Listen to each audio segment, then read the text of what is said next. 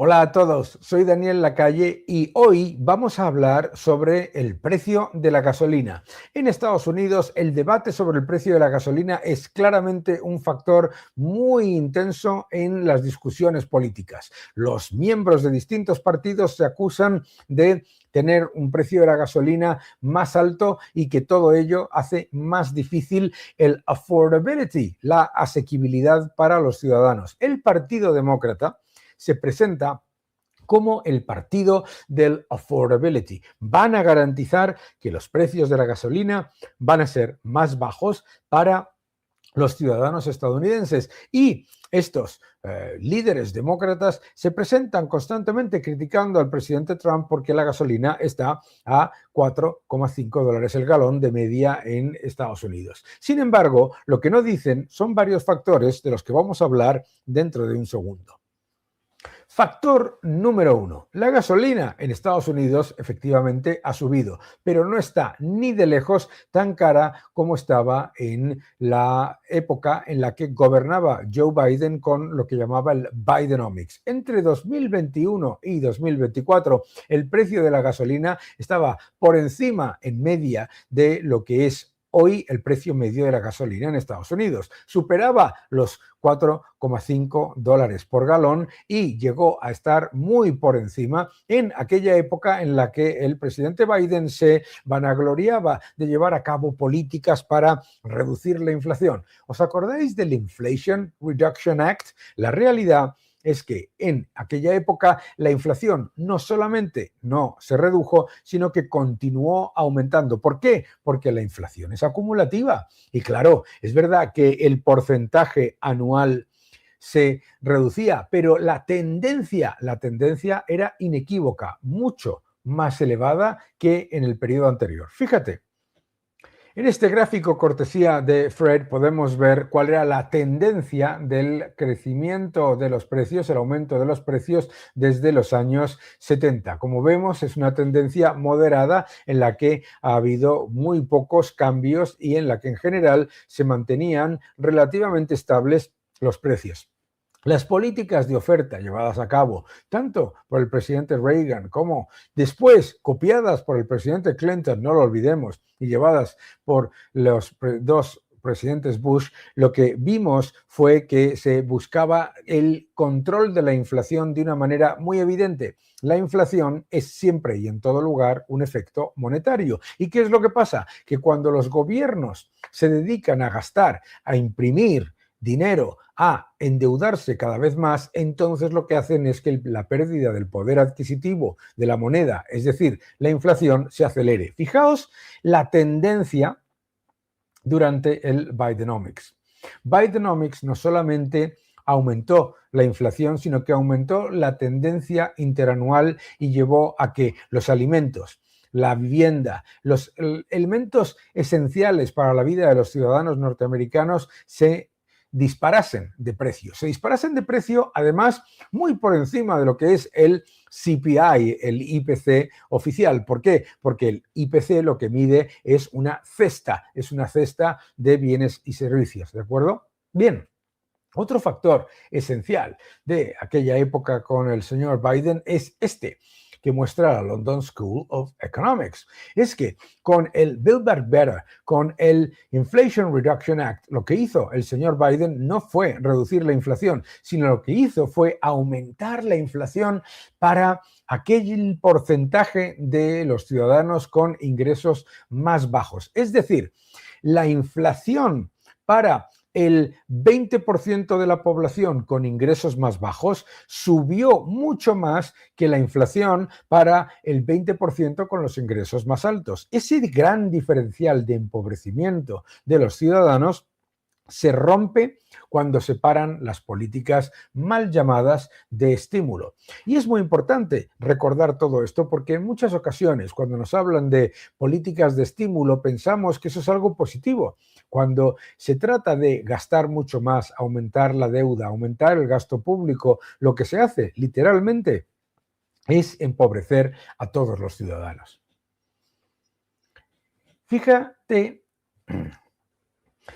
Es importante también tener en cuenta que desde el momento en el que llega el presidente Trump y se eliminan las políticas de demanda, las políticas de gasto público, las políticas de aumentar constantemente el sector público y la actividad de manera artificial, inflando el Producto Interior Bruto con gasto público, con inmigración y con más empleo público, ¿qué es lo que ha ocurrido en el momento en el que se revierten esas políticas? Con el presidente Trump se ha empezado a reducir el gasto público, a reducir, eso sí, muy importante, el empleo público y a contener la voracidad del sector público, reduciendo impuestos y mejorando la calidad del crecimiento con más inversión, más consumo y menos sector público. Bien, la evidencia está en los datos del sector manufacturero. El boom manufacturero es indudable. Aquí lo veis, cortesía de Bloomberg,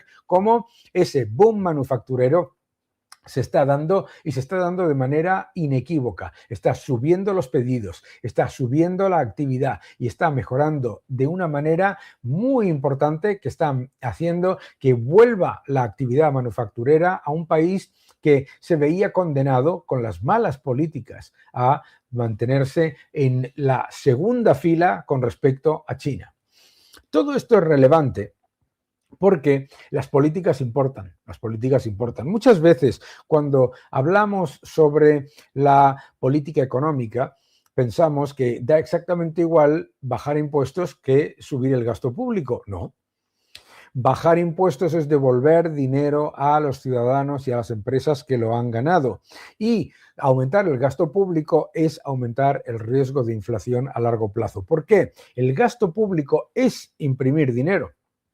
Cuando exigimos desde los votantes que los gobiernos gasten mucho más, los gobiernos están encantados. ¿Por qué? Porque lo que hacen es convertirnos en clientes dependientes rehenes. Es decir, suben el gasto público, dicen que te dan algo gratis, pero no te lo están dando gratis, te lo están dando en una moneda que cada vez vale menos. Por lo tanto, el objetivo de la administración Trump ha sido revertir completamente esas políticas. El Build Back Better mantuvo la inflación persistente y mucho más elevada que en los países del entorno, mucho más elevada que en Suiza, que países que tenían además en el año 2022 al lado una guerra como la de Ucrania. Importantísimo recordar esto. Entre 2021 y 2024, la inflación acumulada en Estados Unidos superó el 25% en CPI, pero en alimentos y en los elementos claves de los gastos de los ciudadanos estadounidenses superó el 50%. Eso es importante recordarlo cuando los demócratas nos hablan de affordability, de asequibilidad. ¿Qué es también lo que tenemos que recordar cuando los demócratas nos dicen, la señora Warren, el señor Sanders nos está hablando de que el precio de la gasolina es demasiado alto y que tienen que gobernar los demócratas para mejorar la situación? Lo que tenemos que recordarles es la realidad. Acompáñame.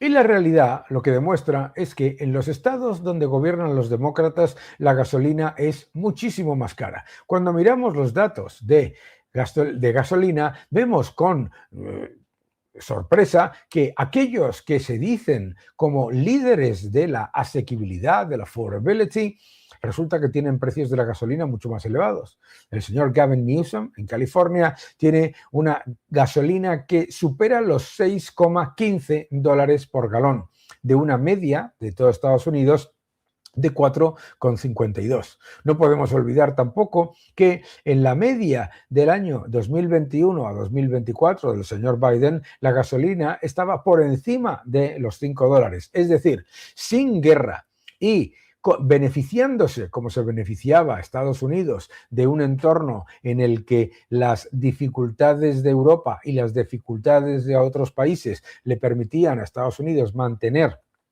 un liderazgo económico. A pesar de todo ello, la inflación en Estados Unidos se disparó porque el Build Back Better y el Inflation Reduction Act no eran Build Back Better, eran Build Back Worse, y el Inflation Reduction Act terminó siendo un Inflation Perpetuation Act.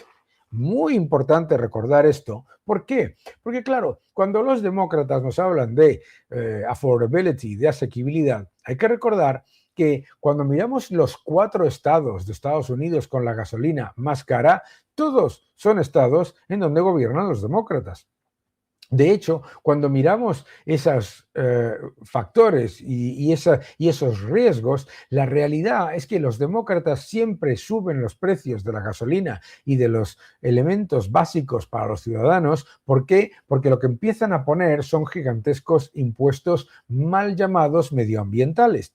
Entonces resulta que vía impuestos se enriquece el sector público, se hace un sector público todavía más burocrático y todavía más dañino para el sector privado, y encima los ciudadanos sufren un precio de la gasolina mayor. Cuando miramos todos los estados nos damos cuenta de algo increíble. Los 4 estados que tienen la gasolina más barata son todos estados donde gobiernan los republicanos. Los 4 estados que tienen la gasolina más cara son todos estados donde gobiernan los demócratas. Affordability, asequibilidad, ¿dónde está esa política de verdad? No la hacen. Y no la hacen por lo siguiente. Cuando miramos los precios de la gasolina en todo el mundo, nos damos cuenta de cómo se aprovechan los gobiernos del precio de la gasolina para recaudar muchísimos más impuestos.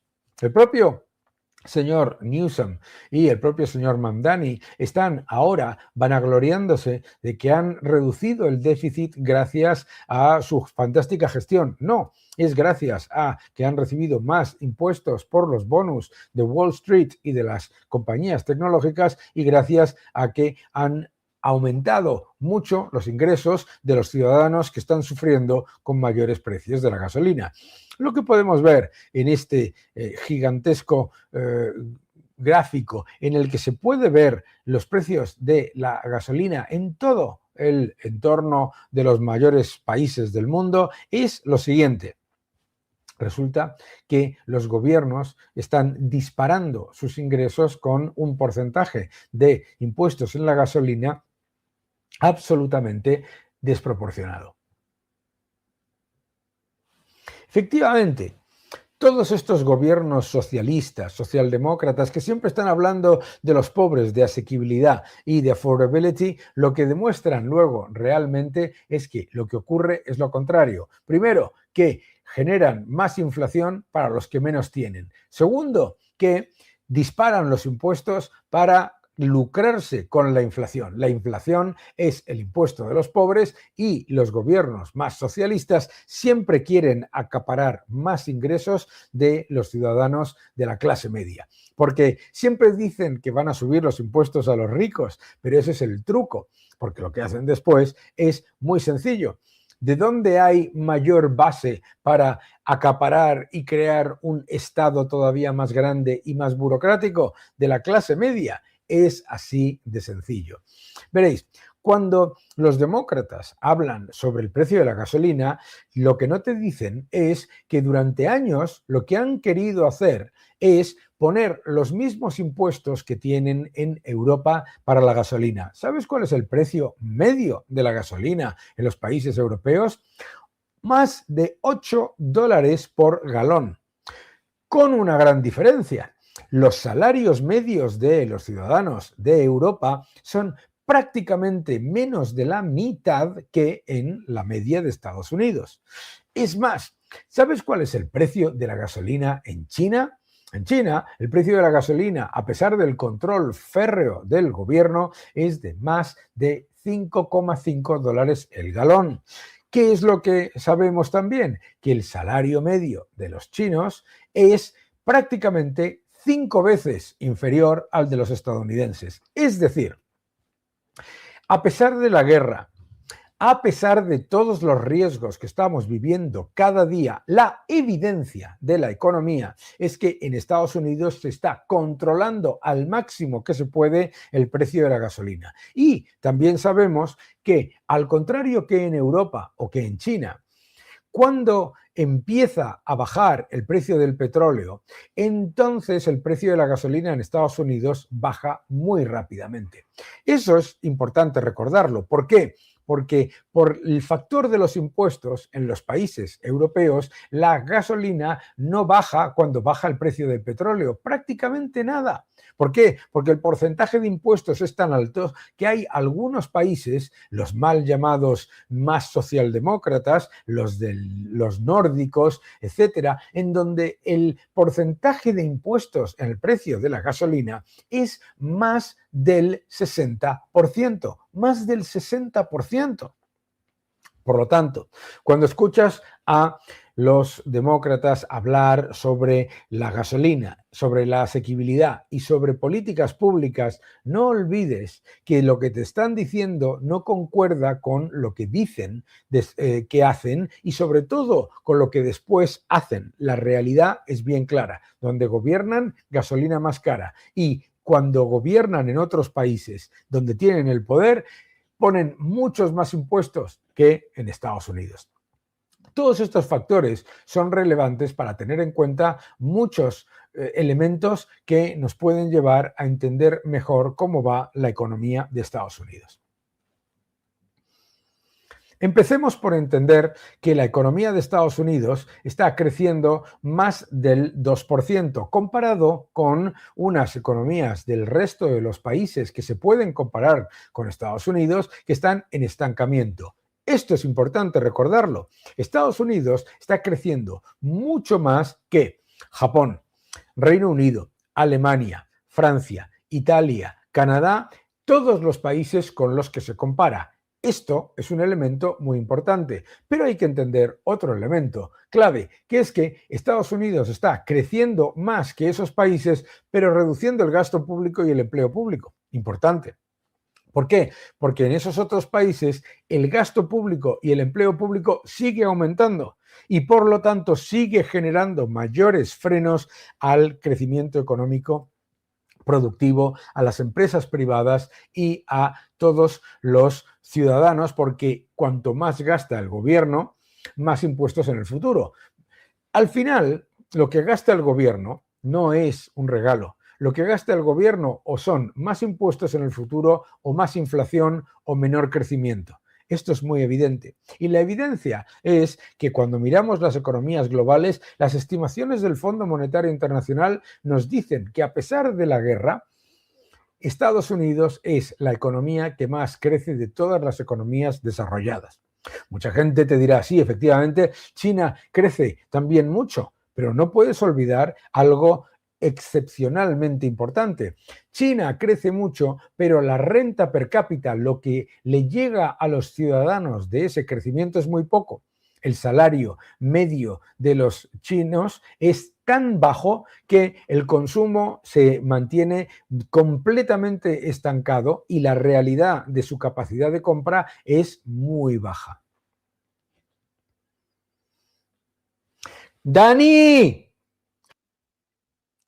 La reducción de los precios de la gasolina vendrá claramente de tres factores. El primero, por supuesto, es que Estados Unidos ha pasado de ser el mayor importador de petróleo del mundo. Hace unos años importaba más de 11 millones de barriles al día, a ser el mayor exportador de petróleo del mundo. Ahora Estados Unidos es una superpotencia energética. Tiene esa capacidad de producir más de 13,5 millones de barriles al día y además de exportar. Muchos ciudadanos en Estados Unidos me dirán, bueno, pero la gasolina sigue estando a 4,5 dólares el barril, al galón. Efectivamente, está a 4,5 dólares el galón, pero piensa dónde estaría si Estados Unidos no fuese el mayor productor de petróleo del mundo.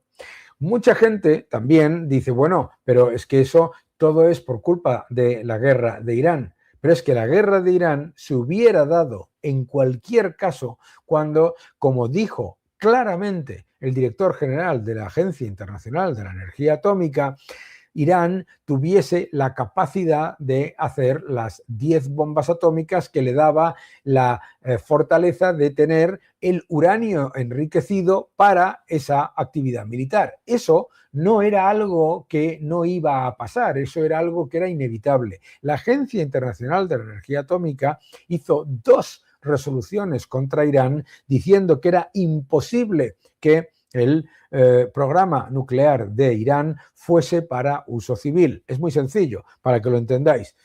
Para uso civil no se necesita uranio enriquecido mucho. Lo que se utiliza en el uso civil para las centrales nucleares es uranio enriquecido un 4% como máximo.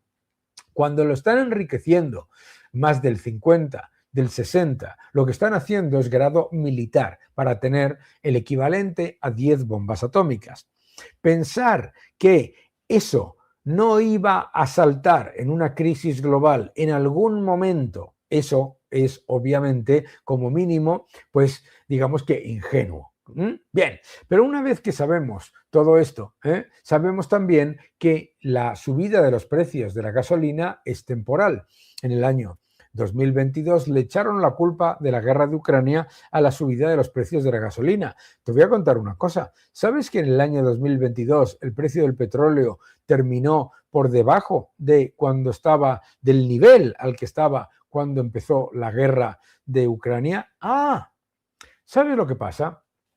Lo que pasa es que muchas veces te dicen precio del petróleo, guerra, guerra, precio de la gasolina. No necesariamente, porque puede pasar, como pasó en el 2022, que el precio del petróleo baje rápidamente y entonces te encuentres con un precio de la gasolina que se dispara de manera completamente injustificada. Y se dispara de manera injustificada porque no tiene nada que ver con el precio del crudo o con los márgenes de refino, sino que tiene que ver con la política de los gobiernos de aumentar el gasto y aumentar la deuda.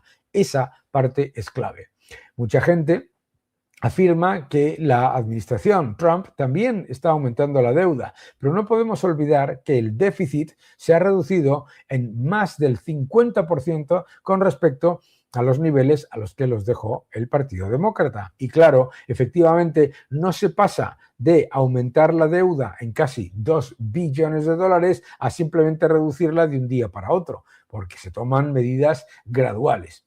La evidencia de la economía estadounidense es muy clara para cualquier persona que la analice de manera independiente.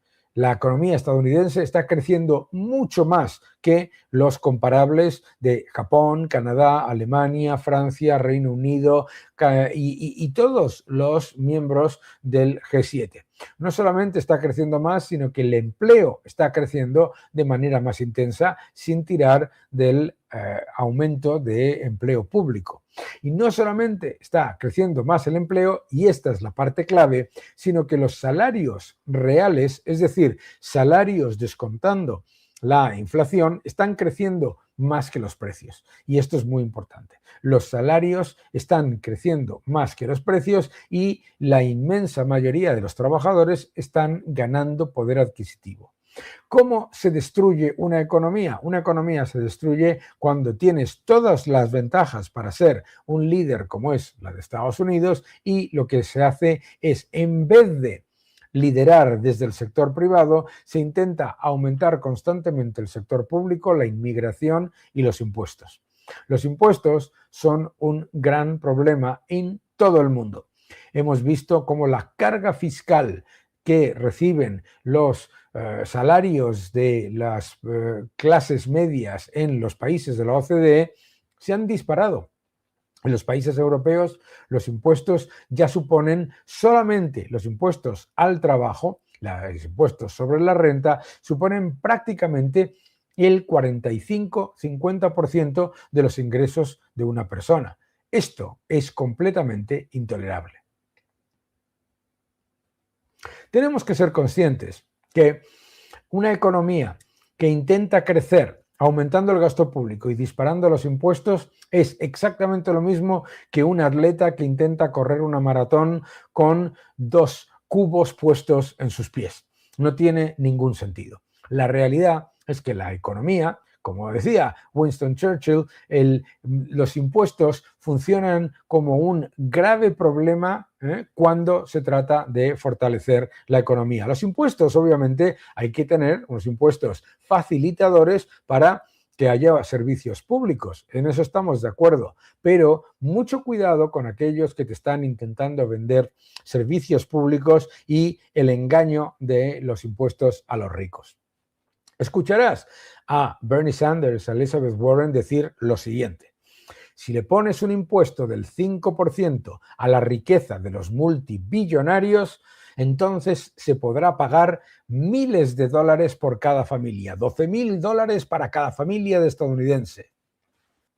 ¿Por qué esto es una falacia? Vamos a explicarlo rápidamente. ¿En qué tienen la inmensa mayoría de su riqueza los multibillonarios de los que hablan con esa ligereza estos líderes demócratas? En acciones. Si le ponen un impuesto del 5% a su riqueza total sin haberla generado todavía, sin haberla realizado, entonces, ¿qué es lo que ocurre? Que tendrían que vender un 5% de su riqueza de acciones en el mercado para poder pagar el impuesto. ¿Qué pasaría con las acciones de Tesla, de Amazon, etcétera, si tuviese el dueño de Tesla que vender un 5% cada año, que se desplomarían?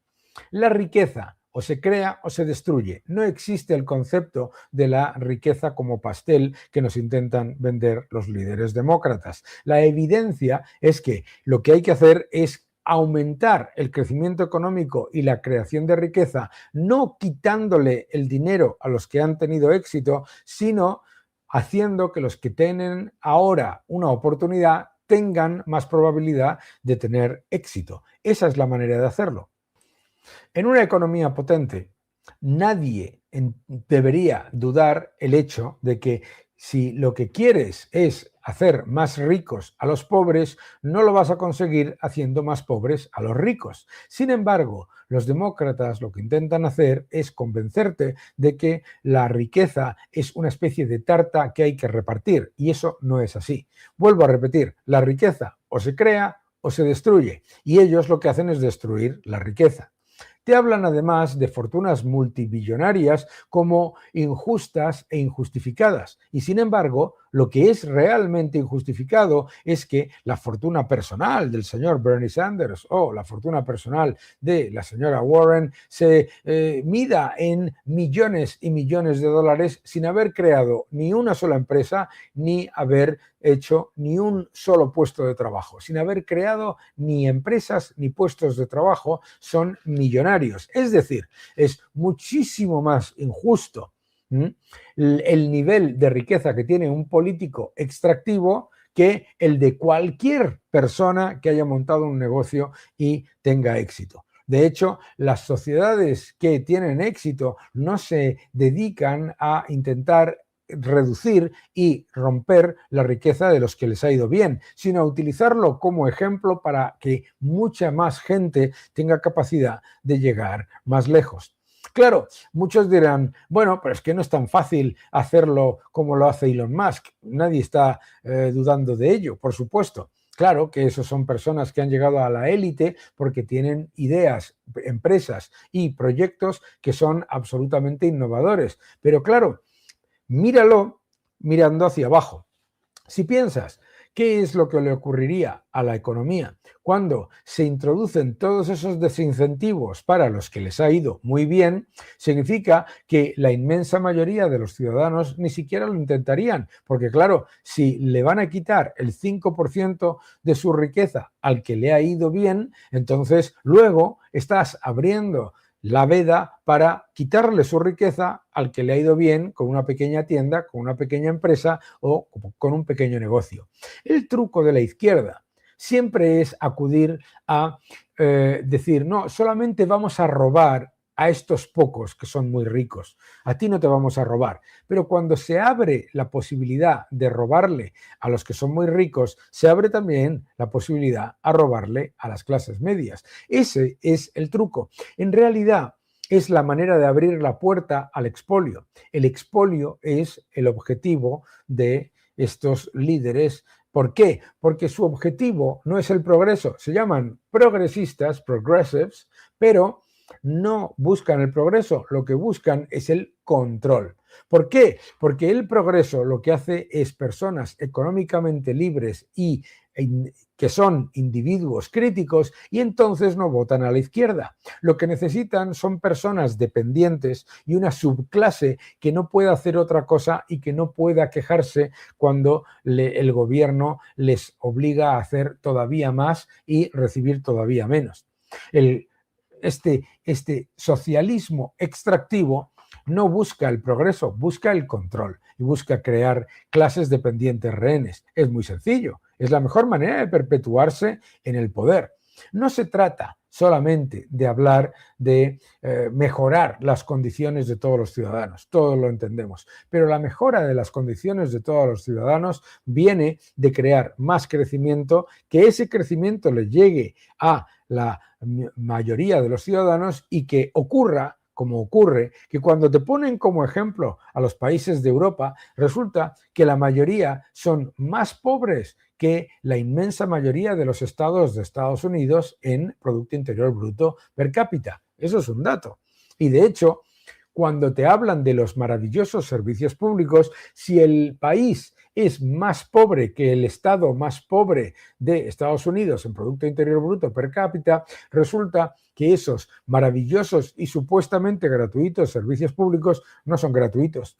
Los estás pagando en mayor inflación, menor empleo, menor crecimiento y, por supuesto, muchísimos mayores impuestos. La realidad de la economía estadounidense es que tiene un enorme potencial, pero hay que levantar todas las losas que se pusieron y que hicieron que la economía fuese mucho más lenta y por eso lo que se necesitan son medidas de oferta, medidas que fortalezcan al sector privado y que no engorden al sector público. Muchas gracias por seguir este canal. Muchas gracias.